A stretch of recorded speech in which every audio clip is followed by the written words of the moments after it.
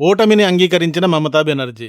ఓటమిని అంగీకరించిన మమతా బెనర్జీ అనడం ఎందుకు అంటే, మళ్లీ గెలుస్తానో లేదో అన్న భయంతో ఆమె మాట్లాడుతున్న మాటల వల్లే ఆమె తన ఓటమిని ముందే అంగీకరించింది అని అనాల్సి వస్తోంది. ఫర్ ఎగ్జాంపుల్, ఆమె ఎంత ఫ్రస్ట్రేషన్ కి గురవుతున్నారు, ఆమెను పీఎం మోడీ గారు ఎలా ఫ్రస్ట్రేషన్ కు గురి చేస్తున్నారు అనేది ఈ ఎగ్జాంపుల్లో చూడండి.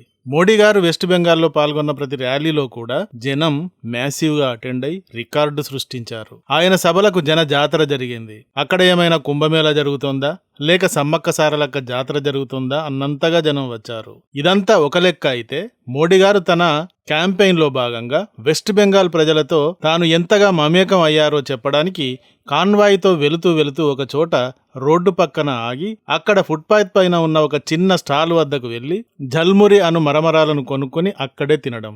జల్మురి అంటే వెస్ట్ బెంగాల్లో ఫేమస్. అది కారంగా ఉండే మరమరాల ఉండ. అది కొని దానికి డబ్బులు ఇచ్చారు. షాపు ఓనర్ వద్దు అన్నా వినకుండా జేబులోంచి డబ్బులు తీసి ఇచ్చారు. ఈ వీడియో క్లిప్ ని ఇచ్చాను, మీరు కూడా చూడండి. ఈ పాటికి మీరు ఇది చూసే ఉంటారు, ఎందుకంటే మోడీ గారి ఈ వీడియో విపరీతంగా వైరల్ అయింది. అయితే మమతా బెనర్జీ గారు, ప్రస్తుత వెస్ట్ బెంగాల్ సీఎం, ఈ సంఘటనను గురించి కూడా స్పందించారు. రాజకీయ నాయకులకు తమ క్యాంపెయిన్ లో భాగంగా ప్రజలతో మేము కనెక్ట్ అవుతాము, మేము మీతో కలిసిపోతాము అని చెప్పి వారి మనసులను గెలుచుకునేందుకు రకరకాల ప్రయత్నాలు చేస్తూ ఉంటారు. ఇలాంటి ప్రయత్నాలు చేస్తూ ఉంటారు. మోడీ గారు ఎక్కడకు వెళ్లినా, మన దేశం లోపలే కాదు ఇతర దేశాలకు వెళ్లినా అక్కడ కూడా చిన్నపిల్లలు దగ్గరగా కనబడితే వారితో మాట్లాడతారు, వారిని ప్రేమతో తాకుతారు. కొన్నిసార్లు వారిని ఎత్తుకుని ముద్దు చేసిన సందర్భాలు కూడా ఉంటాయి. మోడీ గారు ఒక్కరే కాదు, రాహుల్ గాంధీ గారు కూడా క్యాంపెయిన్ లో భాగంగా రోడ్డు పక్కన చిన్న పూరింటిలోకి వెళ్లి వారితో మాట్లాడడం, వారి ఇంట్లో తినడం చేస్తారు. వీరే కాదు, పొలిటీషియన్స్ అంతా ఇలా చేస్తారు. మరి ప్రజలకి మేము దూరంగా లేము, ప్రజలతో కనెక్టివ్ గానే ఉన్నాం అని చెప్పడం ఎలా?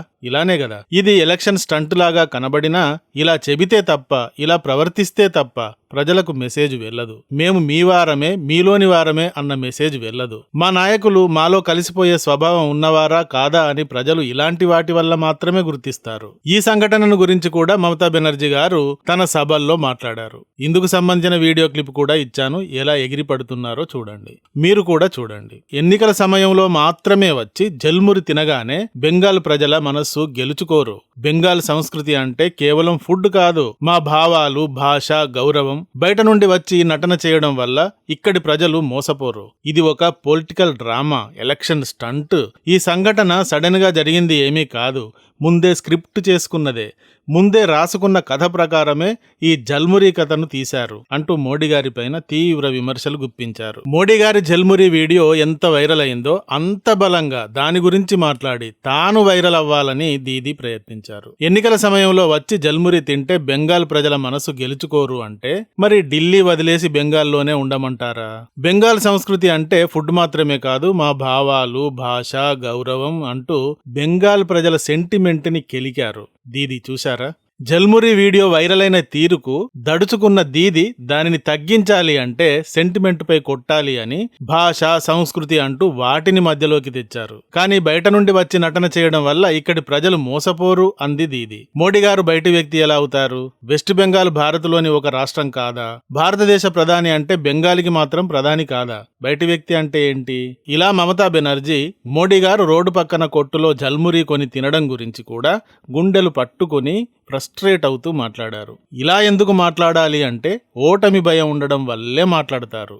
మమత గారు భయపడుతున్నారు అనడానికి ఇదే ఉదాహరణ. విషయం ఏమిటి అంటే, ఈసారి బెంగాల్ ఎలక్షన్స్ లో బీజేపీ 100 సీట్ల కంటే ఎక్కువ గెలుచుకుంటుంది అని, కొన్ని సర్వేలు అయితే మమతా దీదీకి బెంగాల్లో తీవ్రమైన వ్యతిరేకత, యాంటీ ఇన్కంబెన్సీ ఉంది, ఈసారి బీజేపీయే మ్యాజిక్ ఫిగర్ ని దాటేస్తుంది అంటూ చెప్తున్నాయి. సో ఈ సర్వేలు మమతా బెనర్జీ గారికి షాకుల మీద షాకులు ఇస్తున్నాయి. బీజేపీకి ఈసారి 100 సీట్లు వచ్చినా భవిష్యత్తులో బెంగాల్ తన చేతి నుండి జారిపోవడం ఖాయం అని ఆమె భయపడుతున్నారు. ఈ కారణంగానే ఆమె మోడీ గారిని, బీజేపీని బయటి వ్యక్తిగా, బయటి పార్టీగా చెబుతూ విమర్శలకు ఒంటి కాలిపైన లేస్తున్నారు. పార్టీలోని సీనియర్లను చాలా మందిని ముందే పక్కన పెట్టి కొత్త వారికి టికెట్ ఇచ్చారు ఈసారి మమతా బెనర్జీ గారు. 52 మంది మహిళలకు, 95 మంది ఎస్సీ ఎస్టీలకు సీట్లు ఇచ్చారు. వెస్ట్ బెంగాల్లో ఆల్రెడీ ఆమెకు పర్మనెంట్ ఓటు బ్యాంకుగా ముస్లింలు ఉన్నారు, బంగ్లాదేశ్ నుండి వచ్చిన ముస్లింస్ ఉన్నారు.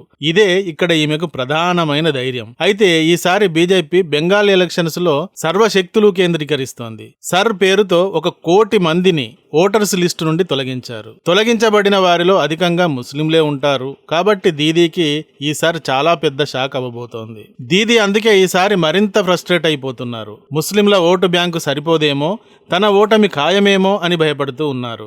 ఎందుకు అనంటే తనకు మాత్రమే ఓటు వేసే బంగ్లాదేశీ ముస్లింలు, చొరబడి వచ్చిన ముస్లింలు 1 కోటి మంది పోయారు కదా. ఈ 1 కోటి మందిలో దొంగ ఓట్లు వేసేవారు, రిగ్గింగ్ చేసేవారు కూడా ఉంటారు. రౌడీ బ్యాచ్ల లాగా తన వెనక నిలబడేవారు కూడా ఉంటారు. వీరంతా ఇప్పుడు క్లోజ్ అయిపోయారు. ఈ ఫ్రస్ట్రేషన్ కూడా ఉంది. వెస్ట్ బెంగాల్లో ఏ పార్టీ గెలవాలన్నా అక్కడి ముస్లిం ఓటర్స్దే కీ రోల్ అని అంతా చెబుతారు. మీడియా, సోషల్ మీడియా అంతా ఈ విషయాన్నే చెబుతూ వస్తోంది. వెస్ట్ బెంగాల్ మొత్తం అసెంబ్లీ సీట్స్ 294.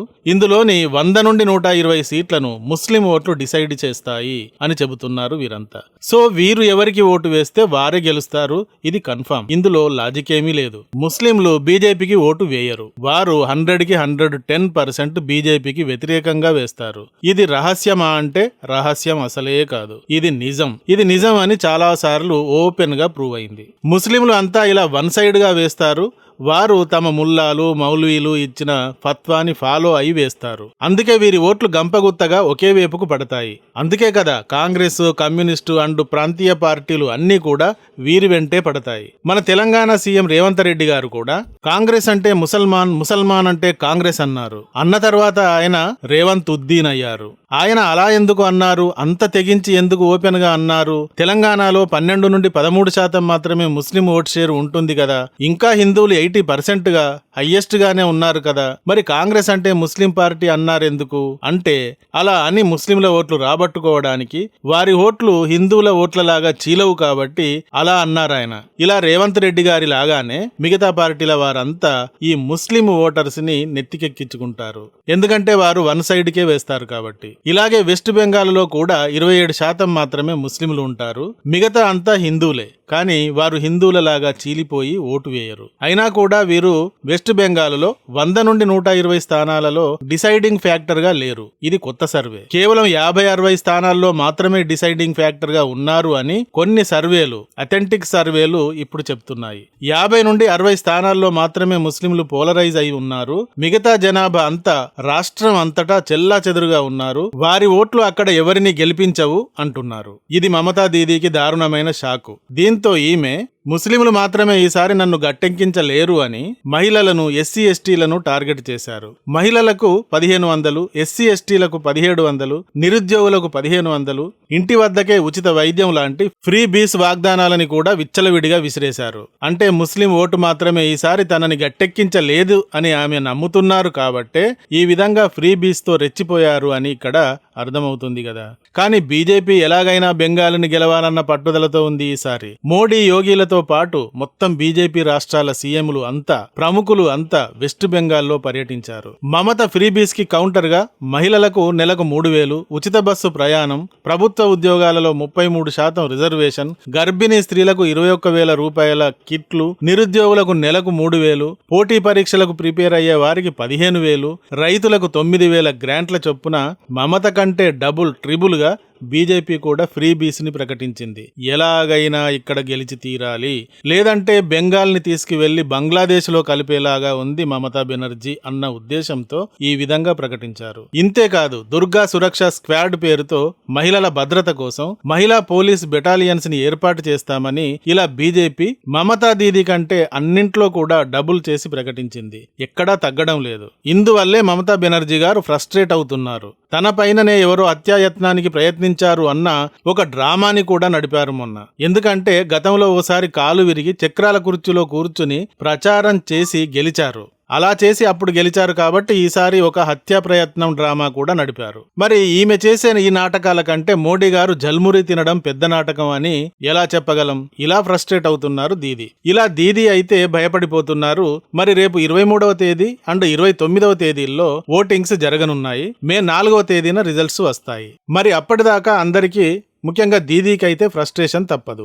ఈ విషయాలపై మీ అభిప్రాయం ఏమిటో కామెంట్ రూపంలో తెలియజేయండి. ఈ వీడియో గాని నచ్చితే ఒక లైక్ ఇవ్వండి. అలాగే ఇంతవరకు మా ఛానల్ కి సబ్స్క్రైబ్ చేసుకున్నట్టయితే వెంటనే సబ్స్క్రైబ్ చేసుకోండి. ఇలాంటి వీడియోల నోటిఫికేషన్స్ కొరకు బెల్ ఐకాన్ ని కూడా క్లిక్ చేయండి. Thank you for watching. జై హింద్, జై భారత్.